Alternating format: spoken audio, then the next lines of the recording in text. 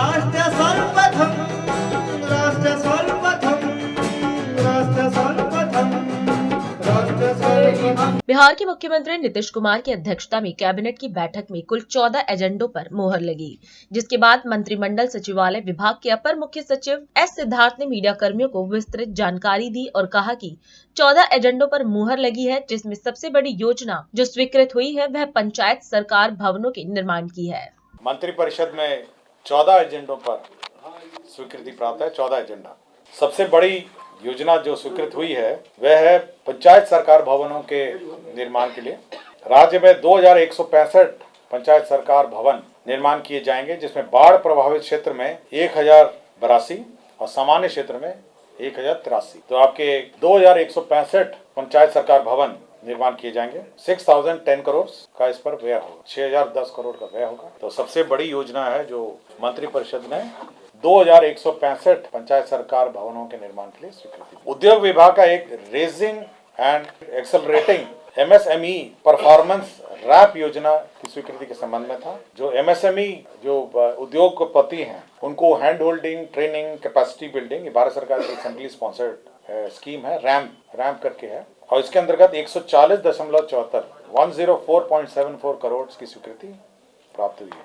विज्ञान एवं प्रौद्योगिकी विभाग में जो आपके इंजीनियरिंग कॉलेज हैं, राजकीय इंजीनियरिंग कॉलेज हैं, उनके छात्र छात्राओं को इंटर्नशिप नीति एक स्वीकृत हुई। इंटर्नशिप नीति के अंतर्गत एक इंटर्नशिप पॉलिसी लाए हैं, जिसमें 10,000 रुपये आपको इंटर्नशिप में दिया जाएगा, और तीसरे सेमेस्टर के बाद 4 सप्ताह का, 5वें सेमेस्टर में 6 सप्ताह का और 7वें सेमेस्टर में 8 सप्ताह का प्रावधान किया गया है। और इसमें जितने सरकारी निगम हैं, हमारे सरकारी संस्थाएं हैं, उसमें इंटर्नशिप हो सकेगी, और इनको इंटर्नशिप प्रोत्साहन राशि जो है वो 10,000 रुपये दे होगी। विज्ञान प्रौद्योगिकी एवं तकनीकी शिक्षा विभाग अंतर्गत कार्यालय प्रचारी की नियुक्ति चल रहा था, और उसके बाद वो एडवर्टाइजमेंट रद्द हुआ और फिर से उसका संशोधित नियमावली उसके अंतर्गत परीक्षा लिया जा रहा था। तो पूर्व में जो परीक्षा शुल्क लिया जा रहा था उसके आलोक में नए परीक्षा में परीक्षा शुल्क नहीं लिया जाएगा। पशु एवं मत्स्य संसाधन विभाग के 3 प्रस्ताव थे। पहला प्रस्ताव था ये बेहतर पशु स्वास्थ्य प्रबंधन एवं आधारभूत व्यवस्थाएं में 193 और केंद्र प्रायोजित राष्ट्रीय पशुधन स्वास्थ्य रोग नियंत्रण कार्यक्रम के अंतर्गत 96 करोड़ और राज्यांश के रूप में 64 करोड़, तो कुल 193.91 करोड़ का 193.91 करोड़ का योजना है। और इसमें जो पशु के डोर स्टेप डिलीवरी, मतलब पशु की पालकों को डोर स्टेप डिलीवरी की सुविधा उपलब्ध होगी।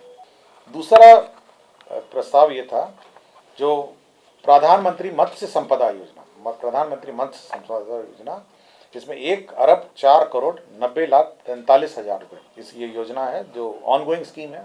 प्रधानमंत्री मत्स्य संपदा योजना जो है 2023-24 के लिए भी स्वीकृत हुई है। और तीसरा है ये RRDF, नाबार्ड के अंतर्गत RIDF लोन के अंतर्गत है, जिसमें 200 अदद एनिमल एम्बुलेटरी वैन, 8 अदद animal lifting and carrying vehicle, और राज्य स्कीम में ये 7/2 का भी पार्ट है, इसमें 41.38 करोड़ होगा। तो 200 एम्बुलेटरी वैन है और 8 एनिमल लिफ्टिंग व्हीकल भी हैं, तो इसके अंदर व्यय होगा।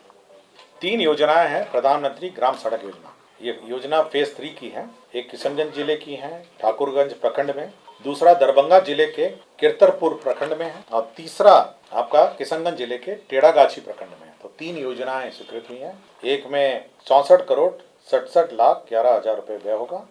ये किशनगंज जिले के ठाकुरगंज प्रखंड का रोड है। दरभंगा जिले के किरतरपुर प्रखंड में 35,07,49,000 रुपये का रोड स्वीकृत हुआ है। और योजना संख्या ये प्रधानमंत्री ग्राम सड़क योजना किशनगंज में 31,42,00,000 रुपये, तो 3 प्रधानमंत्री ग्रामीण सड़क योजना में स्वीकृत हुए।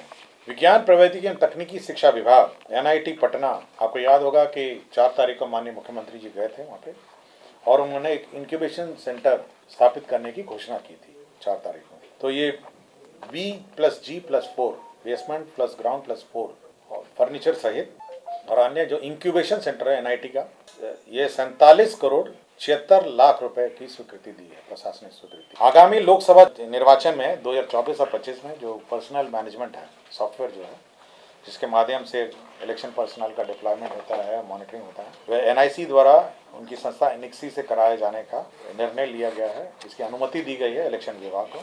नगर विकास विभाग में जो नगर निकायों के लिए वाणिज्यिक कर विभाग द्वारा पेशा कर जो वसूली होती है, उसे 75 करोड़ जो है वो विभिन्न नगर निकायों को विमुक्त करने के लिए प्रस्ताव आया था। ये नगर विकास एवं आवास विभाग का है। और अंतिम एजेंडा ये था कि योजना एवं विकास विभाग का, जिसमें राज्य योजना अंतर्गत जो कार्यरत बिहार मौसम सेवा केंद्र जो सृजित पद हैं, ये पहले योजना मद में थे और हर 5 साल इसको रिन्यू होना था। अब एक गैर योजना मद में स्थानांतरण कर दिया गया। ये योजना को ही स्थानांतरण गैर योजना में कर दिया गया है। इसमें 10 हैं आपके प्रशासनिक पद हैं और तकनीकी विशेषज्ञ पद 43 है।